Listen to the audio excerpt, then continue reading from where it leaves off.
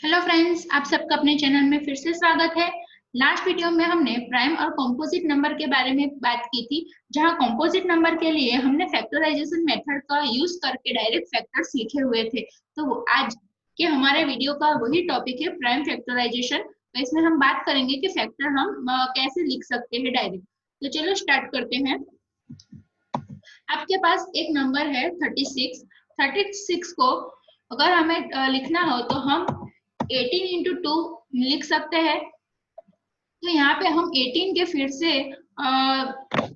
यहाँ हम 18 को फिर से दूसरी तरह से लिखना हो तो 2 इंटू नाइन लिख सकते हैं, और 9 को फिर से हमें लिखना हो तो 3 इंटू थ्री लिख सकते हैं।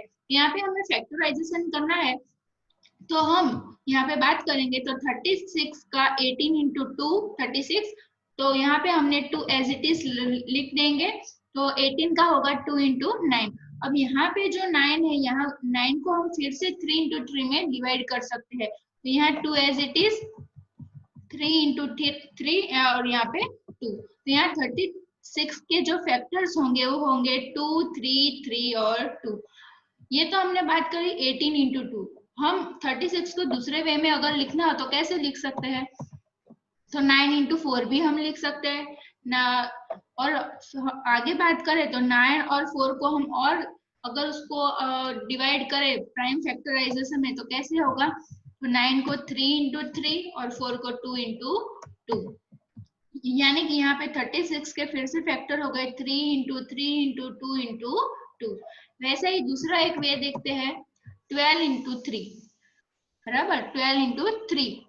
18 into two, 9 into four, 12 into three. ये सब आपको टेबल्स में पता चल, आपको अगर टेबल आते हैं तो ऑटोमेटिक आपको ये नंबर आते होंगे। तो अब हम बात करें तो 12 को लिखेंगे हम 2 इंटू टू इंटू थ्री। क्यों यहाँ पे डायरेक्ट लिखा है? क्योंकि हमें पता है 12 मतलब 4 थ्री जा 12। तो 4 को हम 2 इंटू टू में फैक्टराइजेशन कर सकते हैं, इसलिए 12 is equal to 2 into two into three, और 3 एज इट इज। तो यहाँ पे भी फिर सेम हमारा फैक्टराइजेशन हुआ 2 into two into two, 3 into three. वैसे ही हमारी फोर्थ मेथड है 36 को 6 इंटू सिक्स। तो 6 को हम फिर से कैसे करेंगे? 2 इंटू थ्री और 2 इंटू थ्री।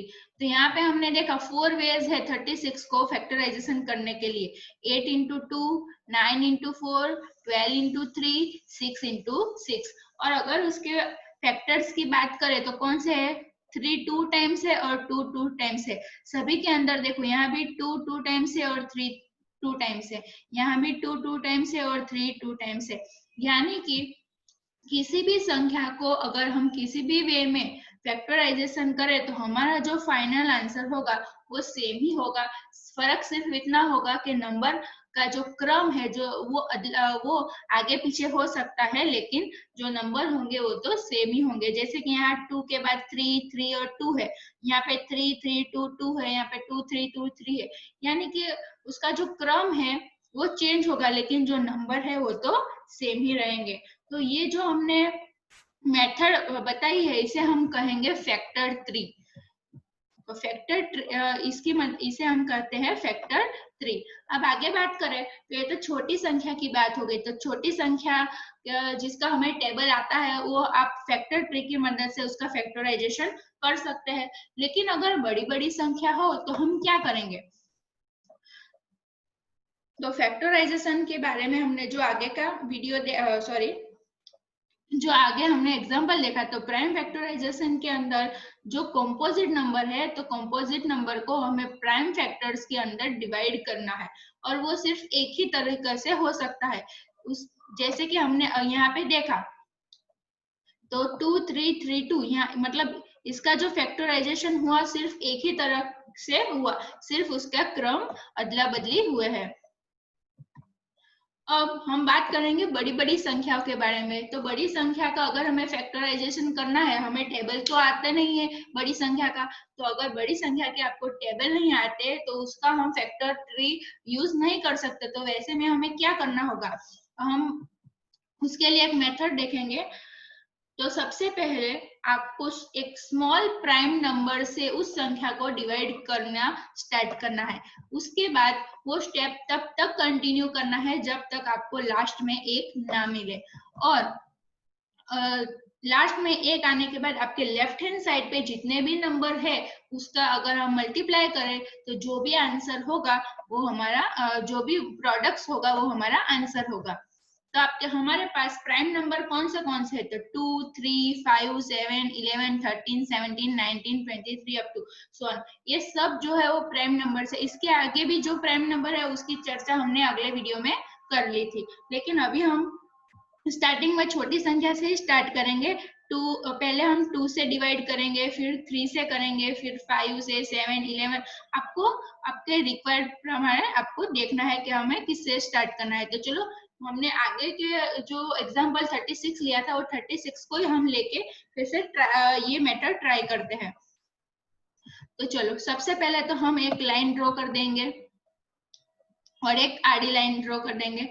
सबसे पहले राइट साइड में हमने लिख दिया 36। अब 36 को देखना है तो यूनिट प्लेस पे कौन सा नंबर है, तो यूनिट प्लेस पे है 6। तो 6 को हम 2 से डिवाइड कर सकते हैं। तो 2 से डिवाइड करेंगे तो 18 2 36। तो यहाँ पे हमने 2 लिख दिया। जिस संख्या से हम डिवाइड करेंगे उस संख्या को हम लेफ्ट साइड पे लिखेंगे। तो 2 से डिवाइड कर रहे हैं इसलिए यहाँ पे 2 लिखा है और 18 हमने नीचे लिखा है। फिर से 18 को हम 2 से डिवाइड करेंगे तो 2 9 18। यहाँ पे हमने 2 लिख दिया, यहाँ पे 9। अब 9 को तो हम 2 से डिवाइड नहीं कर सकते, लेकिन हमें पता है कि 3 3 9। तो 3 into 3 is equal to 9 और 3 1 3।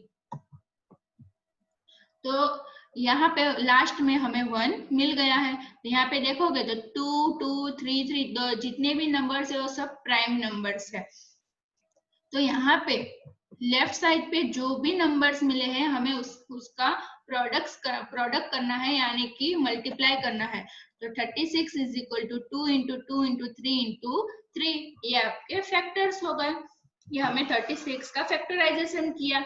अब ये तो फैक्टराइजेशन की बात की। आपके मन में विचार आ रहा होगा, मैडम आपने तो वहां पे जो अगले वीडियो में तो डायरेक्ट नंबर्स लिखे थे, तो नंबर्स किस तरह से लिखे थे?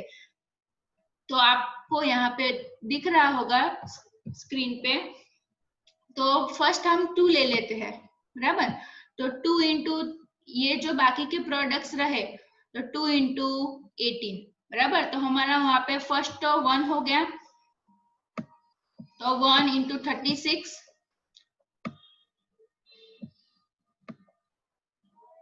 उसके बाद है 2, तो यहाँ पे हमने 2 लिख दिया, 2 इंटू 18।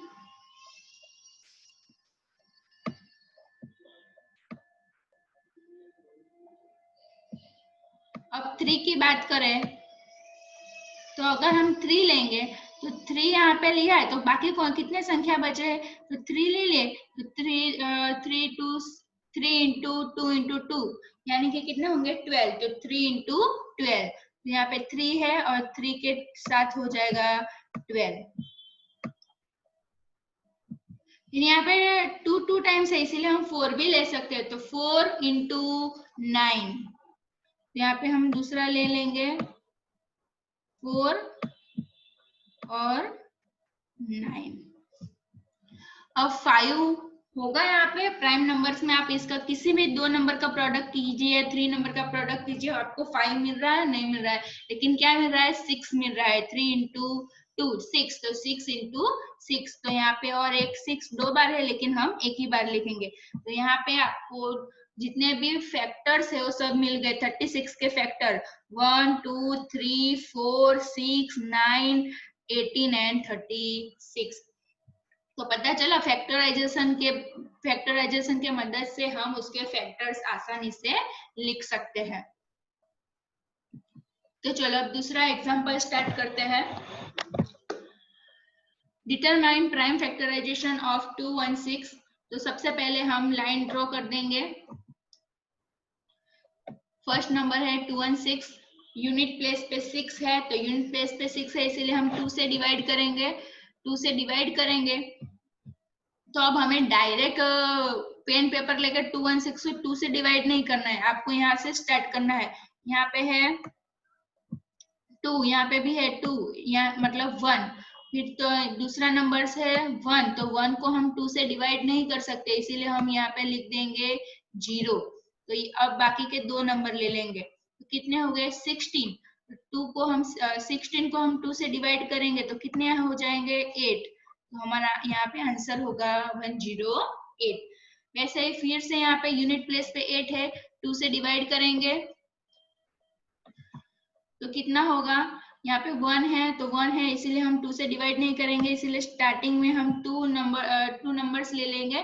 तो 2 5 जा 10 और 2 4 जा 8, तो यहाँ पे हो जाएगा आपका 54। फिर से हम 2 से डिवाइड करेंगे, 27 2 जा 54, 3 से डिवाइड होगा, हमें टेबल्स पता है इसीलिए डायरेक्ट कर रही हूँ। 9 3 जा 27, 3 3 जा 9, 3 1 जा 3।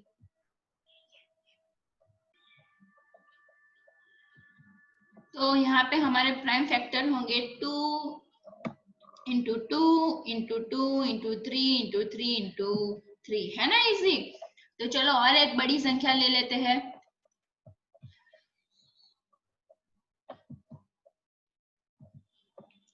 चलो यहाँ पे आपकी संख्या है, वो लिख देंगे 13,915। अब यहाँ पे हम देखेंगे तो यूनिट प्लेस पे 5 है, यूनिट प्लेस पे 5 है, इसलिए हम 2 से डिवाइड तो नहीं कर सकते। तो हम क्या करेंगे, तो उसके 2 के बाद का प्राइम नंबर लेंगे, तो 2 के बाद होगा 3। तो 3 का प्राइम नंबर के लिए हमारे पास 3 का हमने डिविजिबिलिटी टेस्ट अगले वीडियो में देखा हुआ है। तो क्या होगा, अगर दी गई संख्या में सभी अंकों का हम ऐड करें तो उसका जो आंसर होगा, अगर हम उसे 3 से डिवाइड कर सकेंगे तो इस संख्या को भी 3 से डिवाइड कर सकेंगे। तो चलो देखते हैं। तो 1 + 3 + 9 + 1 + 5 = 19। तो 19 को हम 3 से डिवाइड नहीं कर सकते, इसीलिए इस नंबर को भी हम 3 से डिवाइड नहीं कर सकते। तब 3 के बाद कौन सा नंबर होगा, 5। तो 5 का टेस्ट क्या है कि अगर यूनिट प्लेस पे 0 या 5 हो तो हम उसे 5 से डिवाइड कर सकते हैं। तो चलो अब इसे हम 5 से डिवाइड करते हैं। तो हम फर्स्ट लेंगे, तो ये 2 नंबर्स है, तो 2 नंबर्स को हम लेंगे, तो 5 2 जा 10, तो 13 में से 10 जाएंगे, कितने बचेंगे 3। तो यहाँ पे हो गया 39। तो 39 को हम फिर से 5 से डिवाइड करेंगे, तो 5 7 जा 35।